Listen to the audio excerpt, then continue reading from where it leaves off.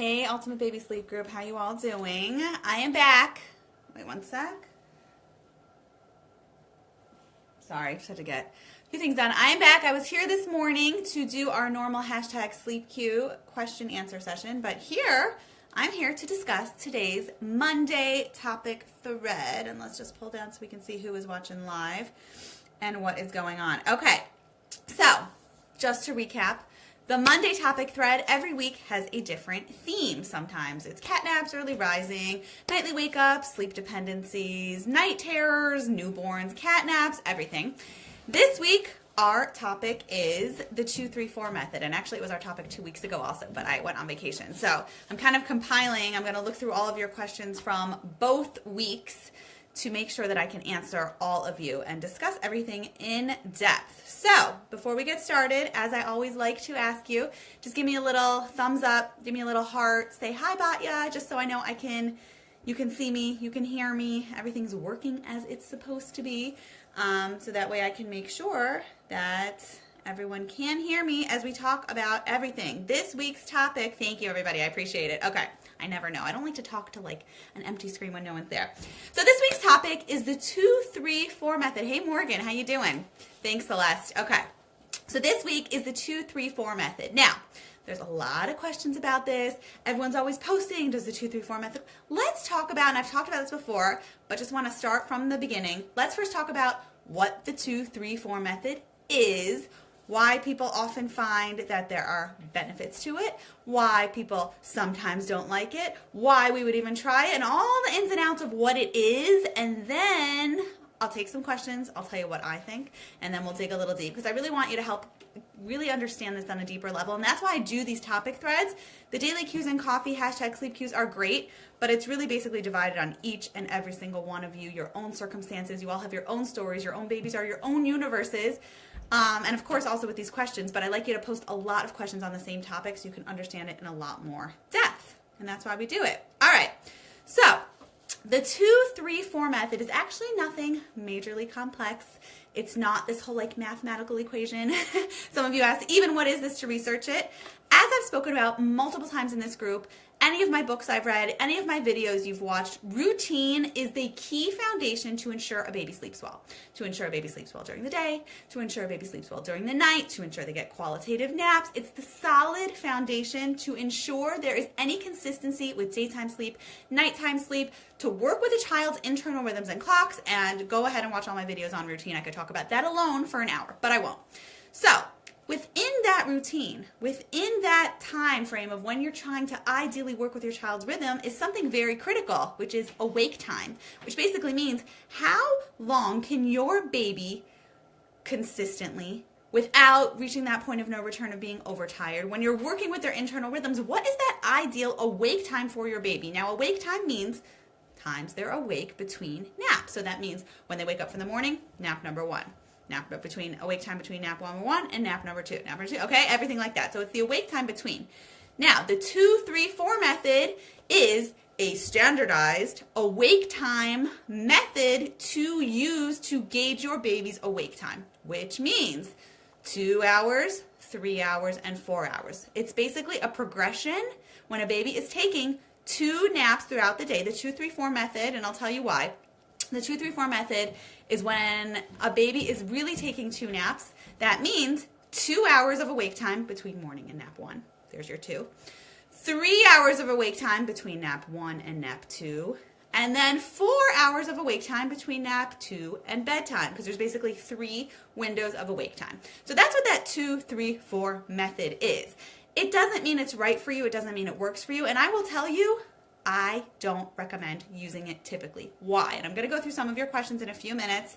And everyone always gets very nervous when I say I don't like something. That doesn't mean across the board you shouldn't do it or it doesn't work. As Anna said, who is one of our amazing admins in this group, don't forget to always tag her, Alexandra, Aubrey, Allison, everyone else who we have here in the group who is amazing to speak with. Okay, also Jenny, okay?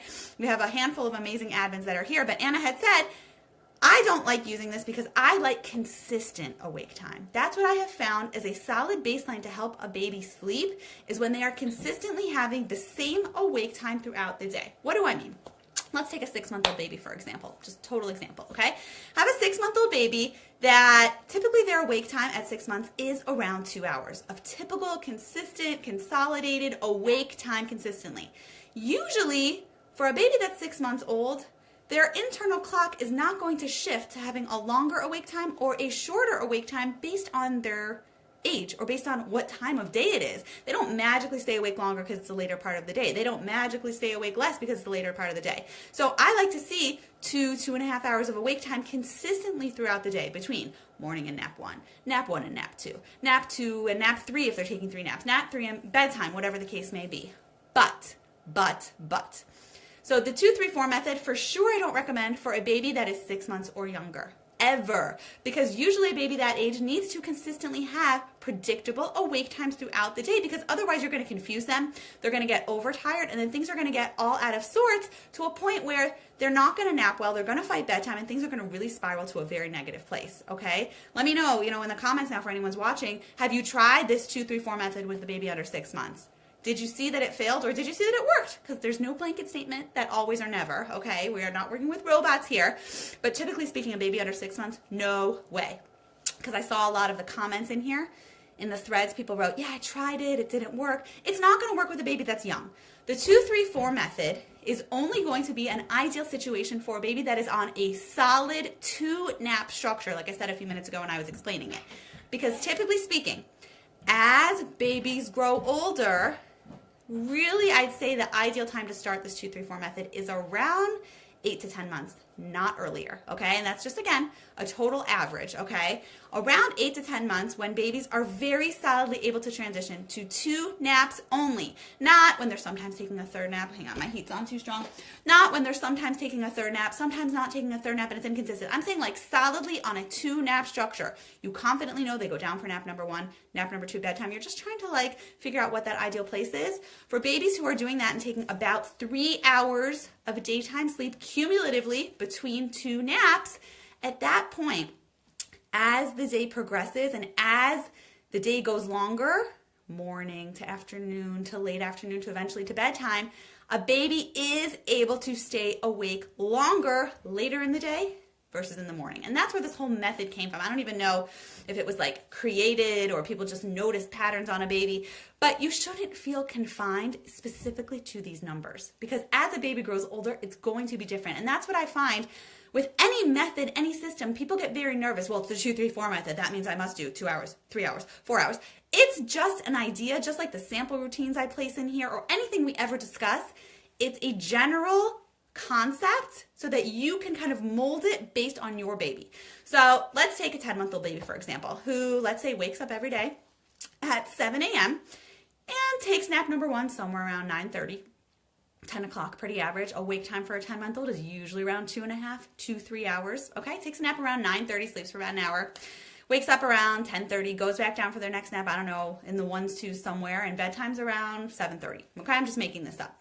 So that doesn't mean that's the routine you should use for your 10-month-olds, okay? So does that mean suddenly that you must limit awake time in the morning between morning wake up and nap number 1 to 2 hours because that's what the method says? Does that mean your baby must stay awake for only 3 hours between nap 2 and nap 3, at 4 hours capping it between bed? No, okay? It just means that you should be aware and understand that when your baby is on a solid 2-nap structure, I cannot say that enough, 2-3-4 method, or extending awake time later in the afternoon is never for a baby that is still taking 3 naps, 4 naps. It's only for a baby on 2 naps. Okay? Now, that being said, as the day progresses, your baby's obviously going to be able to stay awake longer between nap 2 and bedtime, just for the mere fact that when they're on these 2 naps, they've already reached their peak of how much daytime sleep their body needs. So they've taken nap 1, they've taken nap 2, they're rested, they can probably stay awake for about 4 or 5 hours till bedtime. But that doesn't mean it has to be 4 hours. It doesn't mean it has to be 4.5 hours. It doesn't mean you adjust it accordingly. Okay, so if it's 2, 3, 4, then that means it's 2.5, 3.5, 4.5. It's not this like complicated like arithmetic. 5 divided by 7 minus 4 equals. It's not that. It's a baby. It's a person. So just keep in mind that when your baby is on a 2-nap structure, they'll be able to stay awake typically a little less in the morning. 2 naps, again, really around 8 to 10 months. baby will be able to stay awake about anywhere between 2 and 3 hours for the first awake time, anywhere between, again, 2.5, 3 to 3.5 hours between naps 1 and nap 2. And then depending on when they wake up, when bedtime is, and what your baby's sleep needs are, between nap 2 and bedtime could be anywhere between 4 hours and 5 hours, give or take, okay? I don't usually recommend more time than that because we do want to avoid overtiredness happening, okay? So that is just the main idea of it. I know a lot of people get nervous when I say, I don't like the 2-3-4 method. I'm not saying I don't like it, but I don't like when people use that as a baseline to determine how much sleep their baby needs, how many naps their baby needs, how you can, you have to really figure out a routine and an awake time based on your baby, your life, how much sleep your baby needs, what that dictates for everything else, considering dynamics in your home. Sometimes you might have this ideal routine that really is the best possible thing that your baby could do. But guess what? You've got 2 other kids and you have carpool runs and you have to drop your baby off at daycare. Like, it doesn't always work. So you have to find a happy middle ground between ideally what your baby needs, what realistically works for your life, and what the middle time is that you can actually figure out together to make that work. Okay? Now, let's see. I'm going to go through some of the questions here. Oh, Jamie asked a question. What is normal awake time window for a 15-month-old on 2 naps? My daughter wakes up between 4 or 5 a.m. and we're stuck in a cycle, I feel like. She also won't sleep through the night. I don't know which issue to tackle first. She falls asleep fine without help. Her naps are typically after she's been awake about 4 hours. Is it too long? So just my hunch here, Jamie, is that, yeah, your baby is very, very overtired, because if you're keeping her awake from 5 a.m. to, 9 a.m. for her first nap, and then however long she sleeps then, another 4 hours, and then another 4 hours, I would try to actually bump the first nap earlier to have it be more like 2.5 hours instead of 4 hours for her first nap. And then slightly stretch it out between nap 1 and nap 2. Slightly stretch it out between bedtime, and then do that, because early rising is usually caused by baby being overtired, and it could be that it's based on the routine, but it could also be it's based on what's happening in the middle of the night. But I would start there, Jamie, and see how that helps. Okay? So let's pick some questions here that, again, if I skip your question, don't be insulted. I'm just trying to pick questions that are within this realm of what we're talking about so you can understand this concept in more detail. Let's see. Here's a question from Maya or Mia. Okay. Is it common for a baby? Oh, it's a long question. Okay. I already started. Don't worry. Okay. Is it common for a baby 7 months old to need different lengths of time between naps like this method suggests, or the same lengths, right? This is like what we just talked about. 7 months old is in between, it's not quite that 8 to 10 month bracket I told you, but it's not the 6 month and under. So it has to be a judgment call. It depends on if your baby's taking 2 naps, if your baby's taking 3 naps, what you think your baby's sleep needs are. Despite a baby being on 2 naps, there will be some babies that need a consistent awake time, and it doesn't matter if it's morning, if it's afternoon, or what's going on. Okay, so let's answer your question. Also, how do I know if this would be a good method to try for her? Right now, she's still taking 3 naps. There you go, ding, ding, ding. So it's not a good method to try for her because she's still taking 3 naps like I told you. But there were a couple of days last week where her schedule was off and it was just 2. I'm having the hardest time getting her on a consistent schedule. I'm just skimming through this, okay? Most nights she'll wake up at least one time during the night. That's a separate issue. Obviously it's related because night sleep is only going to work if day sleep is in a solid place. She has a sleep dependency gait. There's a lot of different things going on here, Mia, okay? I'm not going to go into detail about your other questions, but definitely send me a message or use #SleepQ in a separate post because there's a lot of different things going on here that we can help you with. But in regards to your question with the 2-3-4 method, this is actually an amazing question. When a baby is transitioning from 3 naps to 2 naps, which it sounds like your baby is, 7 to 9 months is 100% the normal range when babies transition from 3 naps to 2 naps. Don't suddenly jump to keeping your baby awake longer in the afternoon like this 2-3-4 method dictates, okay? What that just means is there might be days where your baby takes a 3rd nap. There might be days where your baby doesn't take a 3rd nap. And as much as I always tell you consistency is key, which it is, when your baby is in this transitional mode, perfection is not going to be happening, right? So you want to do whatever you can to battle overtiredness. So when your baby's transitioning, bump bedtime to be a little bit earlier. Maybe allow a 2nd nap to be extended a little bit more. So it's not going to be consistent and predictable, but you're not even going to go down the road of extending awake time in the afternoon until 2 naps are solid, not, oh, my baby just started dropping the 3rd nap, is in transition, not quite ready. Okay, does that make sense? That's a really, really important thing to keep in mind. Okay, let's see. Lucy just asked, is it normal for a 6-month-old to only nap 35 to 45 minutes? Longest nap is for an hour if he wakes up too early. Okay, so this is actually a great question, which again, it's all related to what I'm talking about because awake time is the baseline to a consistent routine. But Lucy, it sounds like your baby is just not going down at the ideal time. So go and watch our video on cat naps, Lucy. I think that will help you a lot because if you're not nailing your baby to go to sleep at the right time, which again is like a subcategory of what we're discussing here, if your baby is overtired, not tired enough, or your nap routine isn't structured well enough, you're trying the 2-3-4 method, but your baby's on 3 naps, it's not working, then your baby's going to take short naps, your baby's going to be overtired and not nap well, and in turn, potentially not sleep well during the night. So watch that video and do your best to try to get awesome naps during the day by nailing the sleep window that is ideal for your baby. And that means not pushing your baby to do something before they are ready because they will do everything in time. It's just a matter of figuring out when the best time is for them, okay? Let's see. Alice said, this method has been working great for us until the last few weeks. She's 10 months now, so when should I start extending the first 2-hour gap? Perfect example here, Alice, okay? Because your baby knows that right now her internal clock is set 2 hours, 3 hours, 4 hours, if you're doing this method more. But remember, as she gets older, her awake time is going to extend itself. So don't suddenly jump to making everything longer. If the rest of the afternoon is working, Alice, then just try to bump up the morning awake time. If it's 2 hours and you see she's not tired, bump it to 2.25, bump it to 2.5 hours, and see how she does. It's all about gradually working with your baby's body, never pushing them to do something because that's what the method says. Just working with what you feel like you have to do, and you can still keep the 3 hours and the 4 hours later. That makes sense? Yeah, okay, good. I'm happy, Lucy. Okay, let's see. Who else asked a question here? Ariella, you just asked a question. That's a great question, but post it. It's not directly related right now to what we are talking about. Again, everything's related, but I want to really dig deep with questions about the 2-3-4 method so you can all understand it in detail. Let's see. I'm just picking a few things that go along here.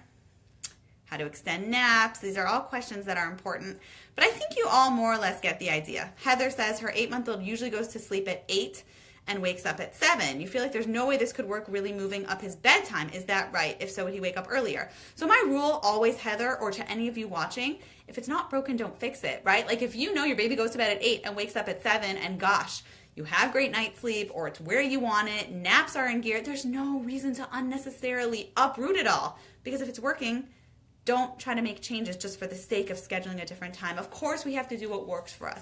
And we want to have a schedule that's ideal for us. But on the same token, our babies do have internal rhythms and clocks, which is what their bodies naturally want to do. So if what you have in place is working, Heather, don't try to suddenly fix it or make any changes around that. Okay? So a lot of you posted a lot of amazing, fantastic questions, but I don't want to get too knee deep in it now. Because, like I said, I want you to really understand awake time, really understand this method of lengthening time as the afternoon happens, when it's ideal to do it, when it's not ideal to do it, and then finding that balance between the two, okay? So I guess write yes in the comments below if this made sense to you, if you feel like this helped you.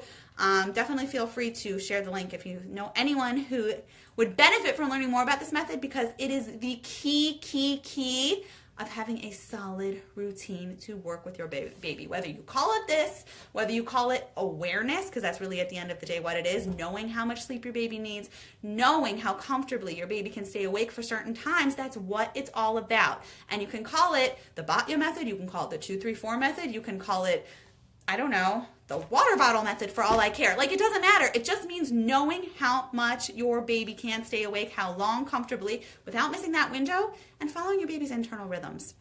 Okay, Joanna, yes, thank you. So Ariel, I just explained the method. Go back and you'll watch the video from the beginning as soon as we finish. We talked about what it means, what it is, and why it's important to understand, because this is a really important video for those of you who are suffering from babies not sleeping well during the day, or even suffering from night sleep, or suffering from cat naps, or suffering from not getting a good routine. It's all about honing in and nailing this ideal awake window. I call it the sleep window, whatever you want to call it. I have so many videos on it here in the group, so definitely check it out. Okay, so that is that about the 2-3-4 method. I hope you found it helpful. I hope it's good for you. Stay tuned next week. Every Monday we have a different question thread with a certain theme. I'm not going to tell you what next week's is yet because I don't know what we picked yet, quite honestly. We just try to go in and see what kind of topics that you're interested in. If you have something specific you want to ask, definitely send me a PM and say, I'd really love to learn more about this topic or anything like that, because we have an ongoing list and we try to just keep it freshly really in tune and aligned with what you all want to know about. Okay, our contest that I actually ended up putting up hold, we're going to probably be announcing later in the week. It's already Wednesday, so stay tuned, probably Friday-ish.